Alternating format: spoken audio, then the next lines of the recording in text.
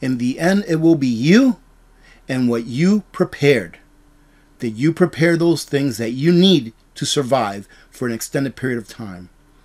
Did you prepare those relationships with your neighbors, with your family, with your community, with your churches? Hello YouTubers, Alaska Prepper here. Ladies and gentlemen, a lot of people don't ask this one question, and that is why.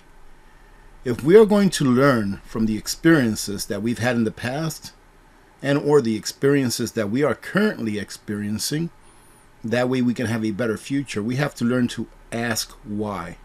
I'm going to give you a quick example before I get on to today's news. So back during the Mao regime, I believe it was like between 1956, 57, and 62, something like that. 57 and 62, I think. I might be off by a year or so. But during his regime, he enacted some policies, I guess you can call it, that enabled about 45 million of the Chinese people to starve to death pretty much. And I'm not an expert in this history, but I'm going to tell you what I think and remember from reading it and seeing a few videos. Actually, I'll try to find that video that I saw and I'll leave it in the upper right hand corner if you want to go check it out. He pretty much told everyone in the country to go out there and kill all the sparrows.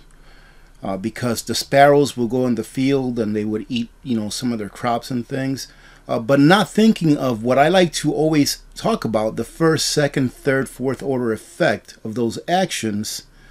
Well, killing off all the sparrows and shooing them away where they couldn't land and rest, and then they ended up just falling off the skies from being so tired of not being able to rest.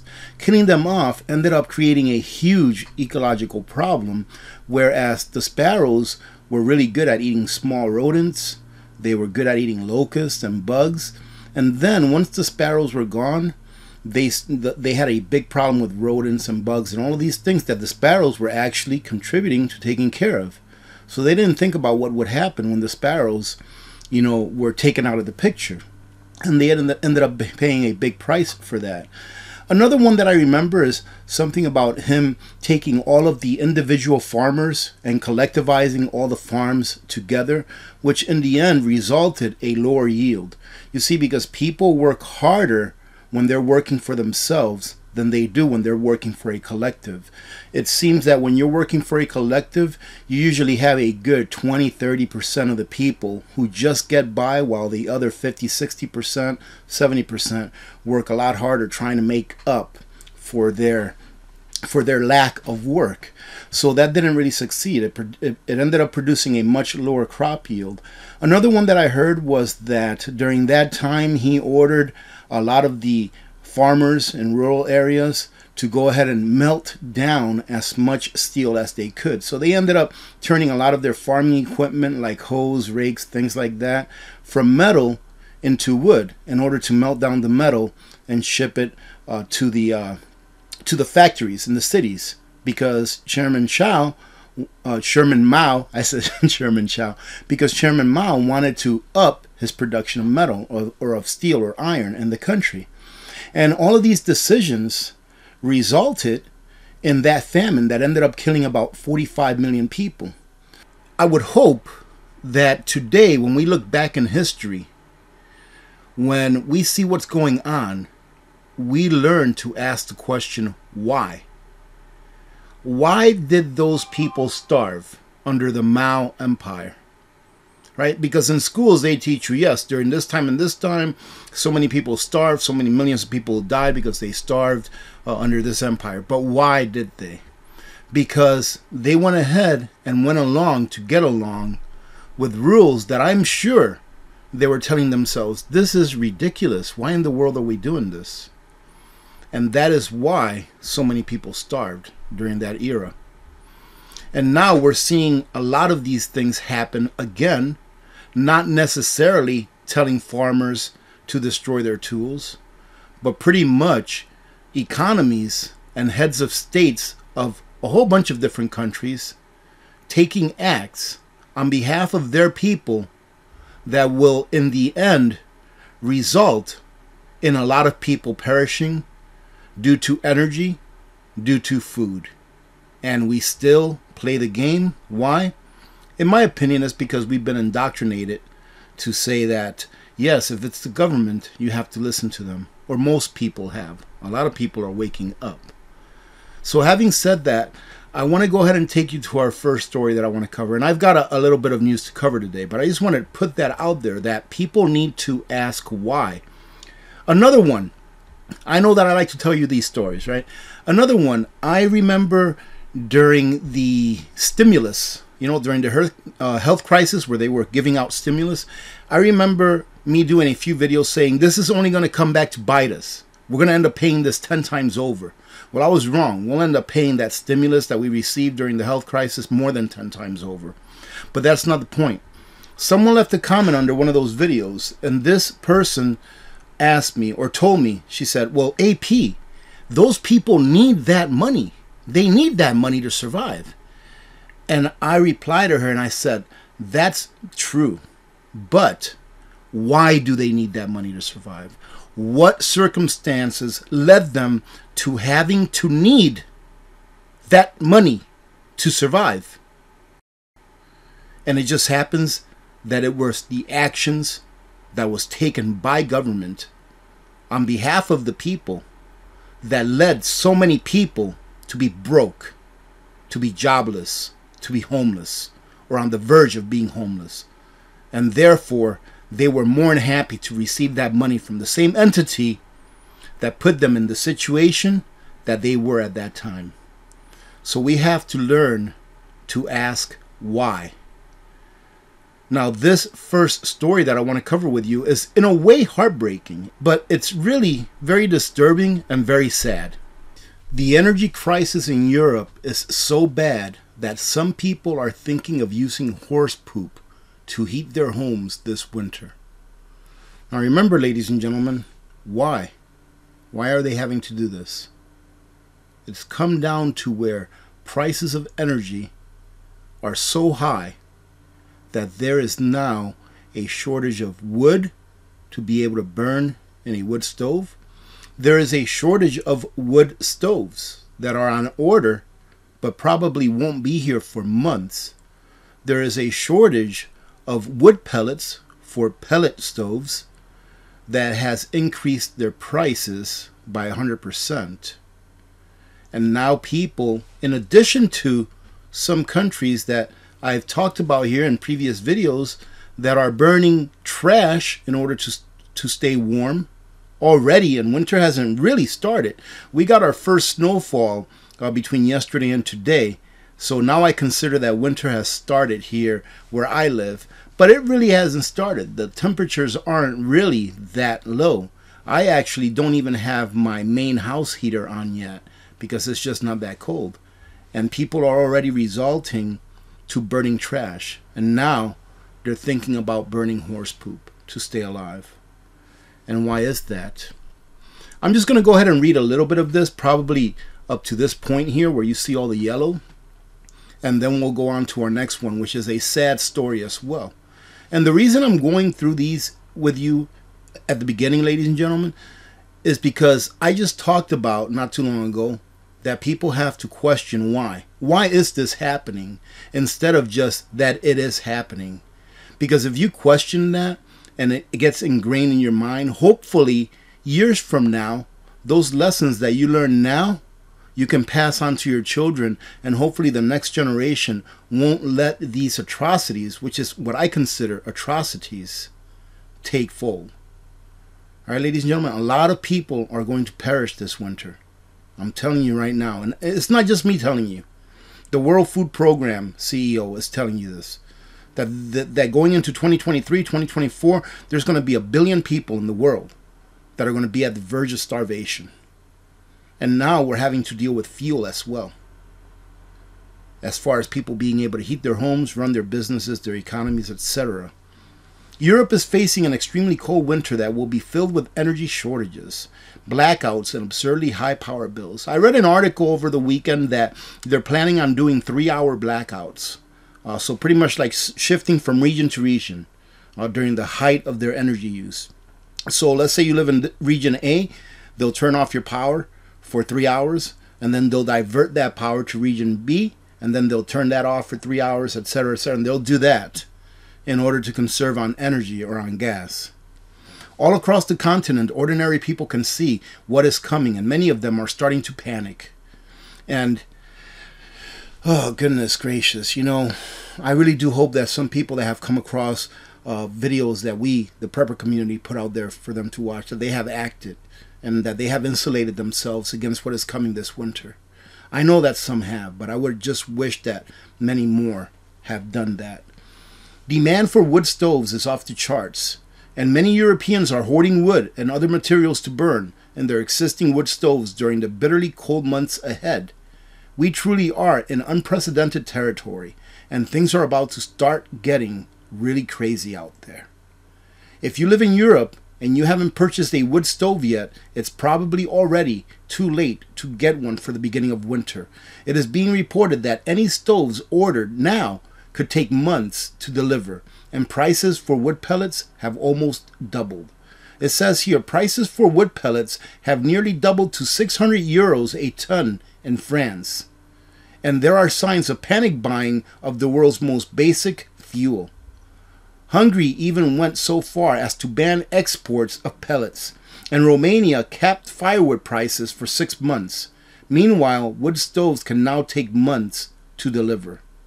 With wood and wood pellets being so expensive, some people in Europe are considering other options that once would have been thought unthinkable. For example, we are being told that some Europeans are actually contacting local chimney sweeps to inquire about the possibility of burning horse poop in their stoves. If you get cold enough, you would burn horse poop in your stove as well in order to stay warm. Anyone would, ladies and gentlemen. Under normal conditions, no rational person would do such a thing. But at this point, Europeans can see that they may not be able to rely on their national power grids this winter. And again, why? And this is very sad, ladies and gentlemen. I've given up on my dreams. Dread in Germany deepens over the war in Ukraine. And I would say that it really deepens over the policies that their governments have put forth. Right? Because I guarantee you that these government politicians, these officials in government, they're not suffering like the people are. That is something that I can guarantee you. They're not suffering like the people are. But the people are suffering because of the policies that they put forth. And here it says that surging inflation and fears about a vitality disaster are hitting residents for Panwitz's, which is the lady they're talking about here, who's 34, taking a heavy toll on her funds and the futures of each of her and her 17-year-old son. No extra holidays, no extra journeys overseas, no extra going out, no extra saving, and no outlook that has grown more and more bleak for her. And tens of millions of fellow Germans as well. How can we pay the bills when prices are going insane like this? She asks. Now, ladies and gentlemen, what I want to tell you about this as well, where she says, how can we pay the bills when prices are so insane like this, is that inflation hasn't even started. That's why you have to protect yourselves. Inflation has not even started. Do your own research, okay? Do your own research as how you can protect the purchasing power of whatever wealth, paper wealth, you may have. Federal Reserve will not be able to continue to tighten for very long. They will not be able to. They're going to do it, and in doing so, they're going to destroy the economy. And then once they destroy the economy, what they're going to do is they're going to turn the switch and then drain every bit of wealth that you have left and transfer that over to the wealthy, to those that are already wealthy. It is a game that's been played so many times in humanity. And that is why I tell you, ask why. Instead of just following these orders blindly or just taking it at face value, ask why are you doing this? Why is the Fed tightening when they know that it is going to erode the economy? Probably one of the worst economic hits that we will have had in the history of mankind. Why are they doing this? They're saying that they're doing this because they want to bring inflation down. Why do they want to bring inflation down? Remember why? They're the ones that created the inflation that has overtaken the economy now and pretty much the world. They're the ones that created it. And now they're wanting to bring it down. And in bringing it down, they're going to destroy lives. They're going to destroy businesses. They're going to destroy the economy. And once they destroy the economy, they're going to switch course. They're going to start to inflate, making those little dollars that you still have left, that little pile that you were able to hold on to through all of this economic downturn, making those piles of dollars that, if you're one of those that is lucky enough to have left, making them worth a lot less than what they are worth now. And that's why I say you have to learn to protect whatever wealth you may have, because this is their plan. They are going to make everyone poor except for a select few that are already wealthy. They will end up owning what you own now. I came across this article and it says markets are expecting the Federal Reserve to save them. It's not going to happen. There's nothing that the Federal Reserve can do to save the markets. Right? The markets are an indicator of how the economy has done, and that's what this says right here. This gentleman writes, I've said it many times in the past, but I'll say it here again. Stock markets are a trailing indicator of economic health, not a leading indicator. Rising stock prices are not a signal of future economic stability, and when stocks fall, it's usually after years of declines in other sectors of the financial system. Collapsing stocks are not the cause of an economic crisis. They are just a delayed symptom of a crisis that was always there. Now, when I read this, I thought to myself, wait a minute, that doesn't make any sense. Because back in 1929, before 1929, the economy was doing great. Things were good. Remember the roaring 20s? But then after the stock market started crashing, that's when things got really bad. Well, ladies and gentlemen, what he's telling you here is that back in the 1920s, before the stock market crashed, things were already really bad. People were leveraged 90 to 1, meaning that if they bought a stock for $10, they would borrow $9 to make up the $10. So they were leveraged. So things were really bad. It just wasn't in plain sight. So the economy was really bad. And then what happened? The stock market expressed how the economy was really doing by crashing, because it wasn't doing good. It was too leveraged. There was a liquidity crisis, which is what I feel we're going to go into during the next crash. It will be a liquidity crisis. Not enough debt in the system, not enough dollars in the system. Okay? So you have to understand that only because you see the stock market go up, it doesn't mean that the economy itself is not doing well. For example, let's say that right now, Apple is having the worst quarter that they could be having, right? But they still haven't reported their earnings statement, right? Let's say, I don't know what, I think it's the 23rd of the month or something like that the earnings statement come out. Well, when they report their earnings on whatever day of the month it is that they report it, if it's really bad, then the stock market goes down once it finds out that information. So don't look to the stock market. That's why I always say the stock market is mainly fake. It's something that is controlled by banks, by governments, by the Fed. It's controlled by these people to keep it as an illusion. It's an illusion to allow you to think that, hey, everything's all right, until it's not. That's why you need to protect yourself now before it happens. Because right now, they're all telling you the economy's doing great. We've got great numbers. We've created so many jobs in the last year. We've created so many jobs. When in actuality, the jobs that were created were never really created. They were just no longer vacant from all the people that were forced to leave their jobs for the last couple of years because of whatever health crisis it is that they said was going on. And you know, I like Peter Schiff a lot, and he's always sounding the alarm 10 years early. But would you rather be 10 years early before a crisis, or would you rather be one day late and getting prepared? And you know, it's not just me saying this. Get your affairs in order. Protect whatever wealth you may have. Now, for those of you that may be new here, I believe that before you protect whatever excess wealth you have, that you should use whatever wealth you have in getting those things that you need first, and getting prepared for the next 6 months to at least a year. Have a full pantry of things that you eat on an everyday basis. Have everything that you know you're going to need in the next couple of years. Do you have a separate or a spare set of tires for your vehicle? You know, do you have a spare alternator? I have a spare alternator for each of my vehicles, just in case. It's one of those parts that goes out most frequently in vehicles. It's an alternator, a water pump, right? Do you have those things that you know you're going to need? Do you have an extra pair of work boots? Do you have extra pair of jeans for your children, shoes for your children, socks? Socks never go bad. Once you have everything that you know that you're going to need in the next several years, and you have it, then you go ahead and take your excess wealth and you turn it into something that's going to preserve your purchasing power. In my opinion alone, gold and silver are two vehicles that will preserve your purchasing power. That way, after the dust settles, you can have some wealth to start over with. Instead of just surviving, you can actually thrive on the other side. And here Peter Schiff says, you'll need gold when the Fed loses this inflation fight.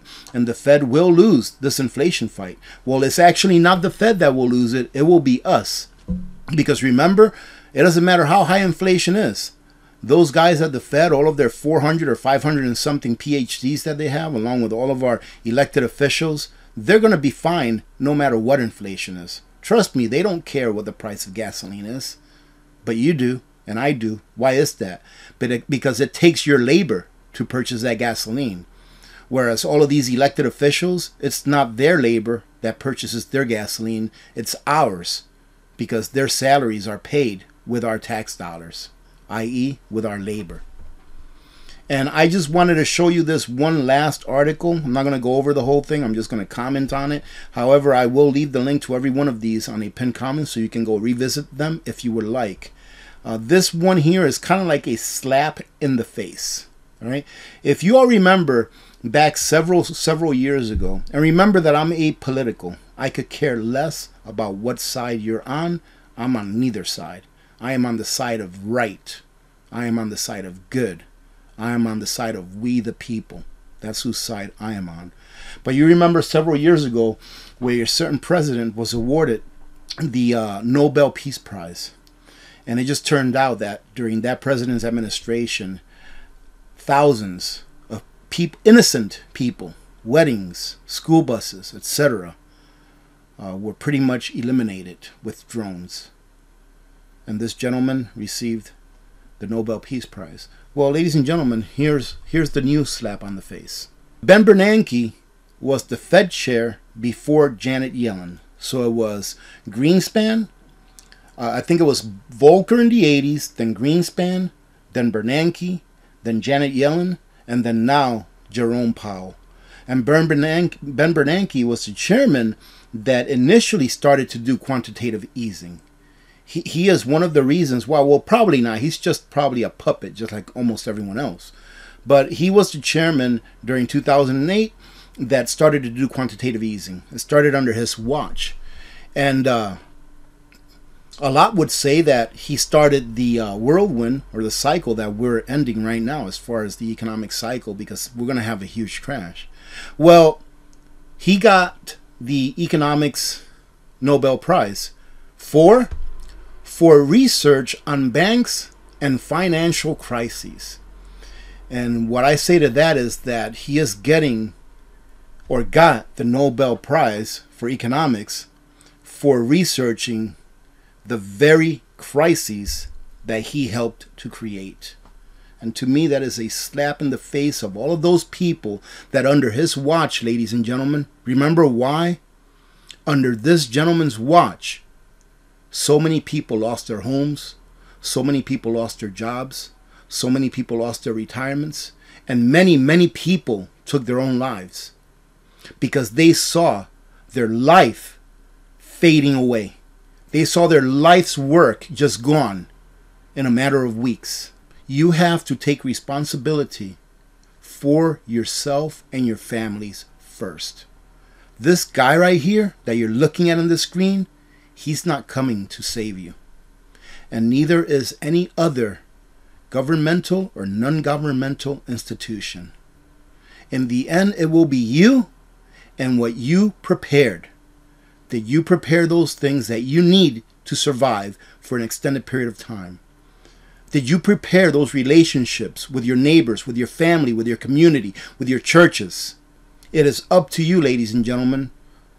Those of you that are waiting for a white knight in shining armor, that white knight in shining armor will never come for you, because he was never meant to come for you.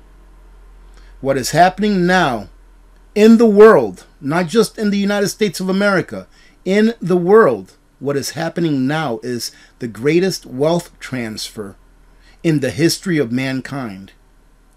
And that wealth transfer is being transferred from the wage earner or the salary earner. So if you trade your hours for money, if you trade your labor for money, your wealth is being transferred to those that don't earn their money with labor, but that earn their money via inflation because they own mostly assets. You can take that to the bank.